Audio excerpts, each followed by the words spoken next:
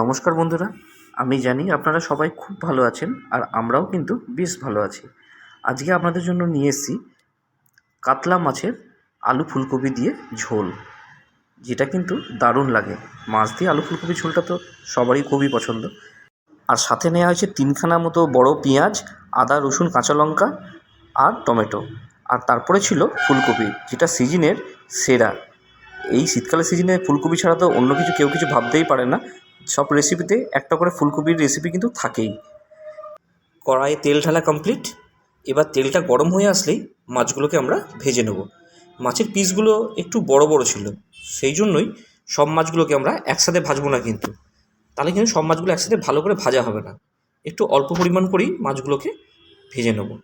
আর আমাদের বাড়িতে আপনারা তো সবাই জেনেই গেছেন, মাছ একটু কড়া ছাড়া কেউ খেতে চায় না, সেই জন্য মাছগুলো একটু লাল কড়া করে ভাজতেই হয়।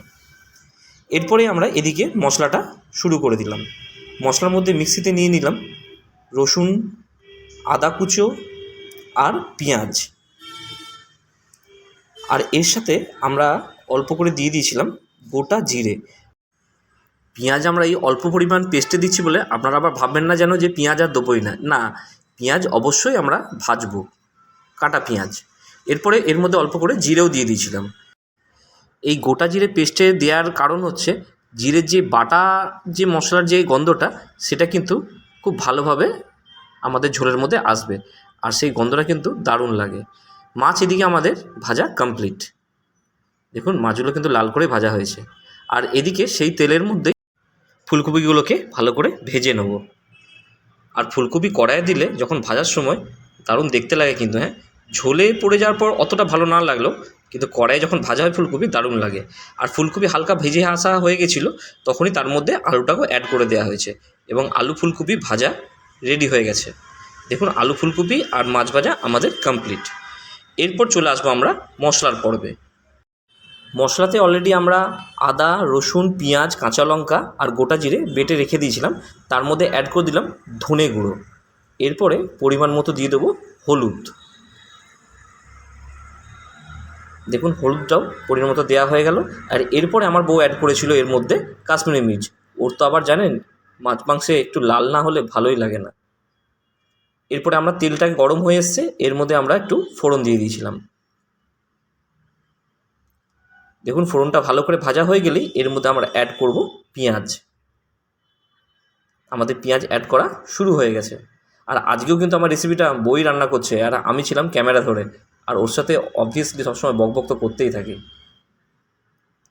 দেখুন পেঁয়াজ ভাজা আমাদের এবার শুরু হয়ে গেছে। আর অবশ্যই পেঁয়াজটা কিন্তু আমরা একদম কড়া করে ভাজবো না, যেরকম আমরা বেরেস্তা ভাজি সেরকম কিন্তু ভাজবো না। পেঁয়াজটা হালকা ব্রাউন হয়ে আসলেই তখন কিন্তু ওর সাথে আমরা আরও বাকি জিনিসগুলোকে মিশিয়ে দেবো।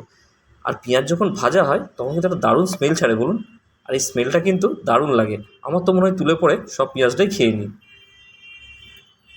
একদম যেরকম চেয়েছিলাম পেঁয়াজটা সেরকমভাবেই ব্রাউন হয়ে এসছে। এরপরে এর মধ্যে আমরা অ্যাড করে দিলাম কাঁচা টমেটো। আর কাঁচা টমেটোটা দেওয়ার পর পেঁয়াজটা যতটা ভাজা হয়েছে ঠিক ততটাই কিন্তু ভাজা হবে, তার থেকে বেশি আর ভাজা হয় না। পেঁয়াজ আর টমেটোটা এবার হালকা করে একটু ভেজে নিতে হবে। আর এই ভেজে নেওয়ার পরই শুরু হবে দ্বিতীয় পর্ব, আসল যুদ্ধ। এর মধ্যে অ্যাড করে দিলাম আমাদের পেস্ট করা যে মশলাটা সেটা। এবার মশলা পেঁয়াজ আর টমেটো ভালো করে আমাদের কষা শুরু হবে। অবশ্যই রান্নাটা তো ভালো করে কষতেই হবে। এই কষা নিয়ে আপনার সাথে 2-3টে জিনিস শেয়ার করে ফেলি। দেখুন অনেকের এই মশলা কষা নিয়ে কনফিউশন থাকে, অনেকে বুঝতে পারে না যে মশলা কখন ভাজা হয়ে গেছে, কখন মশলা রেডি হয়ে গেছে। মশলাটা যখন রেডি হয়ে যাবে 3টে জিনিস দেখে আপনি বুঝতে পারবেন। সেটা হচ্ছে প্রথম হচ্ছে তার রঙটা চেঞ্জ হয়ে যাবে, মানে কালারটা চেঞ্জ হয়ে যাবে, তাতে একটা ভালো স্মেল ছাড়বে, কাঁচা মশলার গন্ধটা একদমই ছাড়বে না। আর তৃতীয় হচ্ছে মশলা থেকে তেলটা ছেড়ে দেবে, কিন্তু তখনই আপনারা বুঝতে পারবেন মশলাটা কিন্তু রেডি হয়ে গেছে। দেখুন এই মশলাটাও কিন্তু রেডি হয়ে আসছে, আস্তে আস্তে কালারটাও চেঞ্জ হয়ে গেছে, আর অলরেডি তেলও ছাড়া শুরু হয়ে গেছে। এরপরে আমরা ফুলকপি আর আলুটাকে এর সাথে মিশিয়ে নেব। আর ফুলকপি আলুটাকে ভালো করে কিন্তু এর সাথে মেশাতে হবে। আর শুধু মেশানো নয়, তার সাথে ফুলকপি আলুটা কষাও হয়ে যাবে মশলার সাথে। এই ফুলকপিটা যে কোনো রেসিপির জন্য যখনই আপনারা রান্না করবেন, অনেকে দেখবেন ফুলকপিটা খুব বেশি করে ভেজে নেয়, পুরো লালচে টাইপের হয়ে যায়। কিন্তু ফুলকপি সবসময় অল্প করে ভাজবেন, খুব একটা ভালো করে ভাজবেন না কিন্তু, তাহলে কি ফুলকপিটা ঝোলে কিংবা যে কোনো রেসিপিতে পুরো ন্যাপন্যাতে টাইপের হয়ে যাবে। মানে পুরো একদম ল্যালপেল ল্যালপেল করবে। তো সেই ক্ষেত্রে ফুলকপিটা দেখতেও ভালো লাগে না আর খেতেও ভালো লাগে না। ফুলকপিটা হালকা করে ভাজবেন, তাহলে কি কষতে কষতেও ফুলকপিটা বেশ ভালো দেখাবে, থাকবেও ভালো। দেখুন আমাদের মশলা কিন্তু আর ফুলকপি আলুর সাথে মাখো মাখো অবস্থায় চলে এসছে, বেশ ভালোই লাগছে আর ভালো একটা স্মেলও ছাড়ছিল। এরপরে আমরা 3-4টে লঙ্কা অ্যাড করে দিয়েছি। ফুলকপি আর আলু কষা কিন্তু প্রায় কমপ্লিট হয়ে এসছে। দেখুন কালারটাও যেরকম ভালো লাগছে আর দেখতেও ভালো লাগছিল। আলু ফুলকপি দিয়ে মশলাটা কষানো কমপ্লিট। এরপরে আমরা ঝোলের জন্য পরিমাণ মতো জল দিয়ে দিলাম এবং জলের সাথে ভালো করে মশলাটাকে মিশিয়ে নিতে হবে। আর তারপরেই অল্প একটু কিন্তু ফুটাতে হবে, না ফোটালে কিন্তু সেই টেস্টটা ভালো আসবে না। প্রায় 2-3 মিনিট পর ঝোলটা ফোটা হয়ে গেছে। এরপরে আমরা মাছগুলোকে অ্যাড করে দেবো। দেখুন মাছ অ্যাড করা কিন্তু শুরু হয়ে গেছে আর ঝোলটাও কিন্তু ভালোভাবে ফুটে এসছে।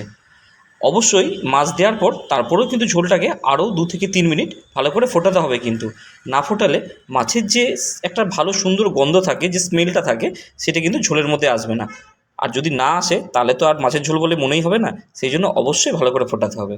এরপরে আমরা ঢাকা দিয়ে দিলাম মাছটাকে ভালো করে ফোটানোর জন্য।